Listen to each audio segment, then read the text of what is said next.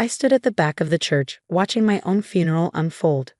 My husband Michael stood at the podium, his voice breaking with carefully practiced grief as he described how I'd tragically fallen overboard during our anniversary cruise. Sarah was everything to me, he said, dabbing at his eyes. I still can't believe she's gone. In the front row, my best friend Amanda sat with her head bowed, playing the part of the grieving friend perfectly. Her black dress probably cost more than most people's monthly salary. Bought with my money, of course. What they didn't know was that in exactly 3 minutes, their perfectly orchestrated performance would be interrupted by something they never saw coming. Me.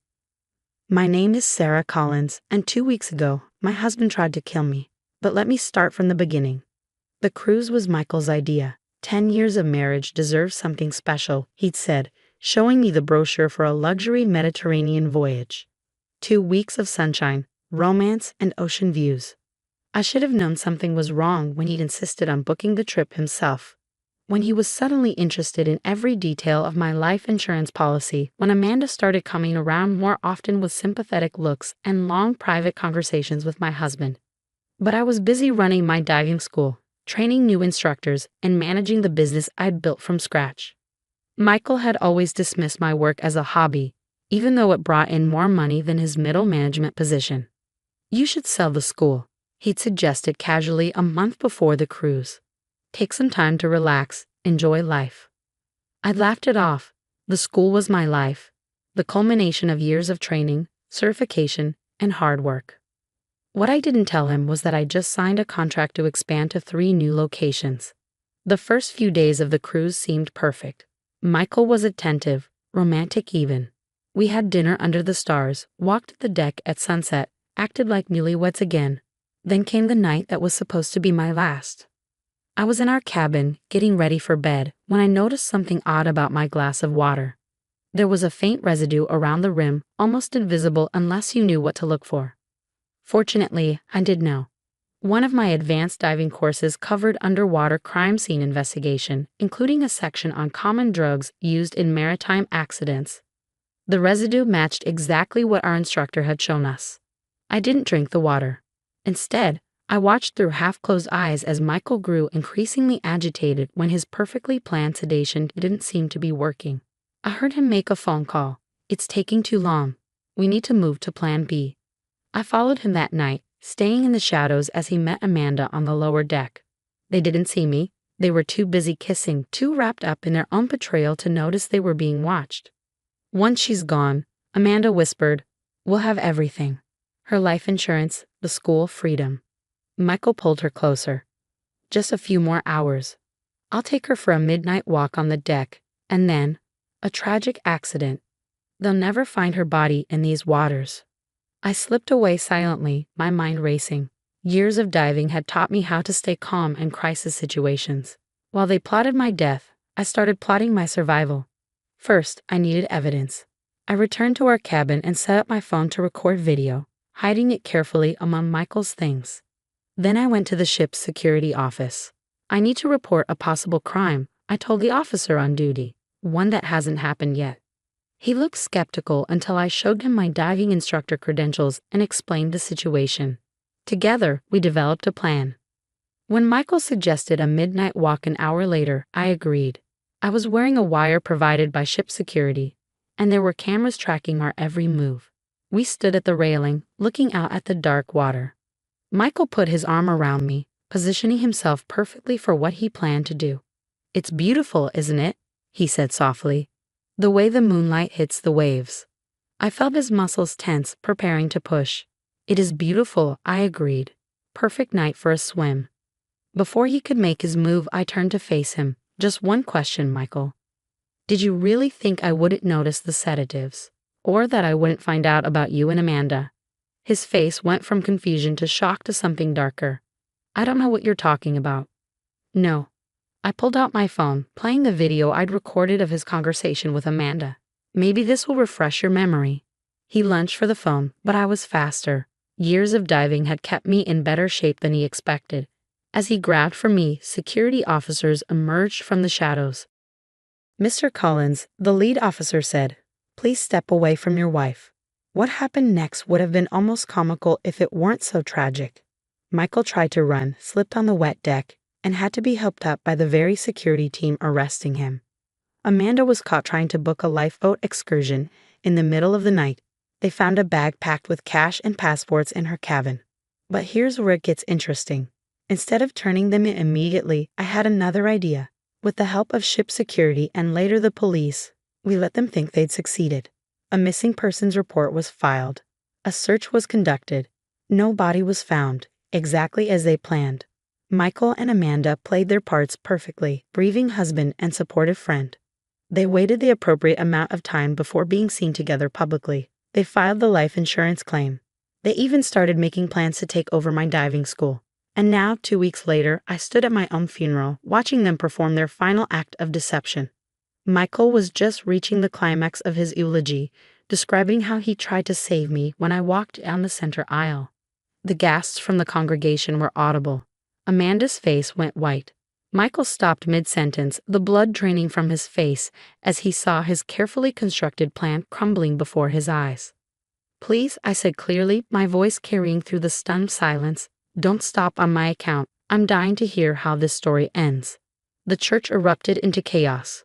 People were standing, pointing, whispering. Some looked like they'd seen a ghost, which, I suppose, they thought they had. "Sarah?" Michael's voice cracked as he gripped the podium. "How? What? How am I alive?" I finished for him, continuing my walk toward the front. "That's an interesting story. Almost as interesting as how you and Amanda planned to kill me."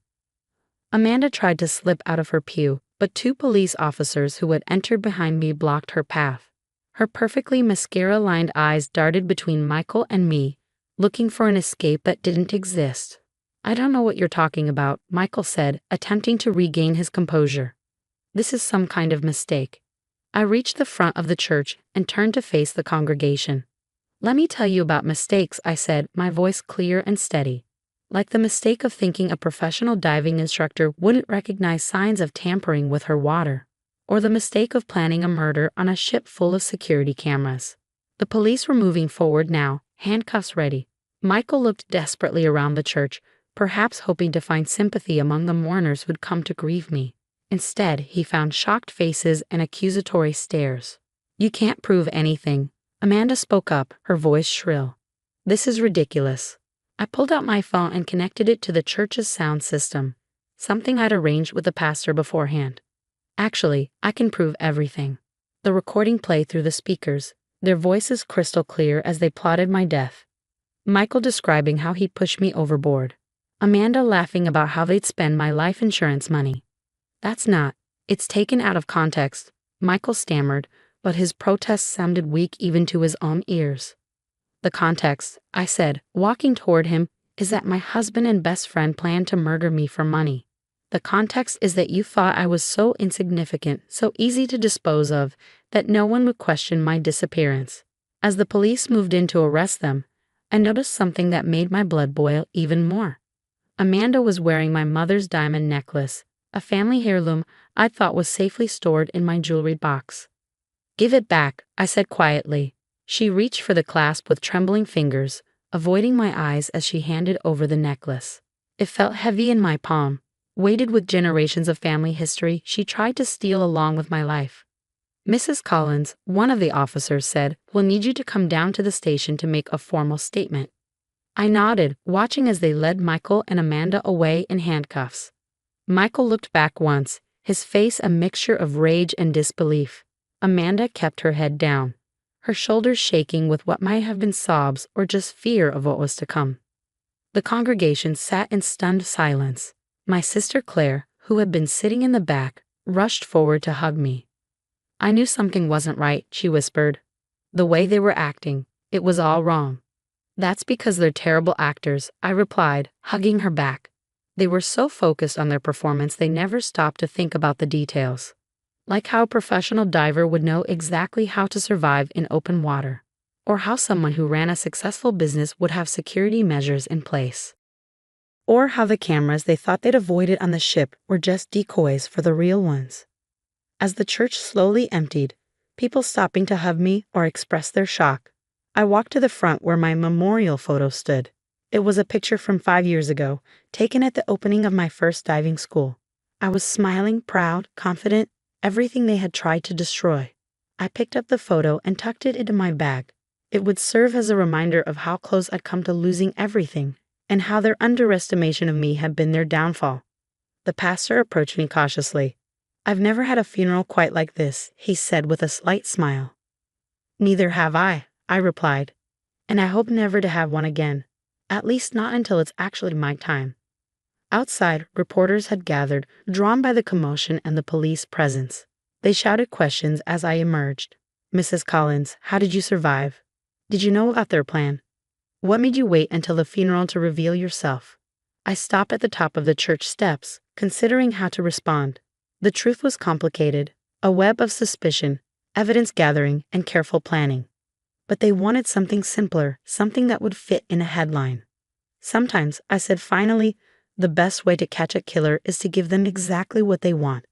My husband and his mistress wanted me dead. So I let them think they'd succeeded, and in doing so, they revealed exactly who they really are." The aftermath of my resurrection played out exactly as I planned. The evidence against Michael and Amanda was overwhelming. Video recordings, witness statements from the ship's crew, financial records showing how they'd already started transferring my assets between accounts. But the real story emerged during the investigation, a tale of greed, betrayal, and desperation that went back further than even I had suspected. I sat in the detective's office, reviewing bank statements that showed years of systematic theft. Michael, it turned out, had been embezzling from my diving school almost since we'd married. He was taking small amounts at first, Detective Martinez explained, spreading the documents across her desk. But in the last year, the amounts got bigger. We think he was getting desperate. Desperate enough to plan a murder, I said quietly, studying the numbers. Nearly $500,000 had disappeared over the years. He and Ms. Taylor had been planning this for months, Martinez continued. They had an apartment leased under false names, new identities prepared. The cruise was just the final piece. I thought about all the times Michael had discouraged me from looking too closely at the business accounts, insisting he'd handle the finances while I focused on teaching. How Amanda had become such a close friend, always there, always interested in every detail of my life and business. The preliminary hearing was set for a month after the funeral. I sat in the courtroom, watching as Michael and Amanda were led in wearing orange jumpsuits, a far cry from their designer funeral attire. Michael's lawyer tried to argue that it had all been a misunderstanding, that they'd never intended to harm me. But the evidence told a different story. The prosecution played the ship's security footage, Michael measuring the deck railing, timing the security patrols, marking the exact spot where he planned to stage my accident. They showed emails between him and Amanda discussing life insurance policies and the best ways to make a murder look like an accident. "Your Honor," the prosecutor said, "this was not a crime of passion or a momentary lapse in judgment. This was a calculated attempt to murder Mrs. Collins for financial gain." During a break in proceedings, Amanda's lawyer approached me with a deal. She would testify against Michael in exchange for a lighter sentence. "She wants you to know she's sorry," the lawyer said. I thought about our 15 years of friendship, about how she'd been my maid of honor, about how she helped plan what was supposed to be my murder. "Tell her I received her message," I replied, "and tell her that sorry doesn't begin to cover it." The trial lasted 2 weeks. In the end, Michael was sentenced to 20 years for attempted murder, conspiracy, and grand theft. Amanda got 8 years for her role in the plot. As they were led away, Michael turned to look at me one last time. "I never thought you'd figure it out," he said, his voice hollow. "You were always so trusting." I met his gaze steadily. "No, Michael. You just never bothered to really know me. If you had, you'd have realized that trusting doesn't mean naive." The next few months were about rebuilding, not just the business, which had actually grown despite Michael's theft, but my sense of security, my ability to trust. I hired forensic accountants to go through every record, installed new security systems, and made sure every aspect of my life and business was protected. Never again would someone be able to take advantage of my trust. 1 year after the funeral, I stood on the deck of my newest diving boat, watching as students practiced their safety drills. The business had expanded to 5 locations, And we'd just been featured in a national magazine as one of the top diving schools in the country. Claire joined me on deck, handing me a coffee. "You know what today is?" I nodded. "1 year since I came back from the dead." She smiled. "1 year since you showed them that underestimating you was the biggest mistake of their lives." The sun was setting over the water, painting the sky in shades of orange and pink. In the distance, I could see another group of students practicing their rescue dives. Something I now insisted every student master. "You know what the irony is?" I said, turning to my sister. "They thought they were so clever, planning my death at sea. But they forgot one crucial thing." "What's that?" "The ocean has been my life since I was a teenager. I've trained hundreds of people how to survive in it, respect it, master it. They thought it would be my grave, but instead it was your salvation," Claire finished. I smiled, feeling the gentle rock of the boat beneath my feet. Exactly. They chose the one place where I was strongest to try to make me disappear. That evening, I received a letter from the prison. It was from Amanda, her once perfect handwriting now shaky and small. "I think about that night on the ship all the time," she wrote. "How sure we were that everything would go perfectly. We never imagined you were 10 steps ahead of us. I'm sorry, Sarah, not just for what we planned to do, but for underestimating you so completely." I folded the letter and placed it in a box with all the other reminders of that time. The funeral program, the newspaper articles, the court documents. Then I locked the box away in my office safe. The past was secured, but my future was wide open. I had survived not just an attempt on my life, but the betrayal of the two people I had trusted most. And I had emerged stronger, wiser, and more successful than ever.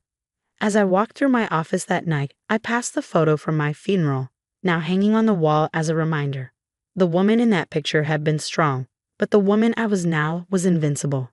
They had tried to write my ending, but instead they had only succeeded in helping me begin a new chapter, one where I was the author of my own story, and no one would ever underestimate me again.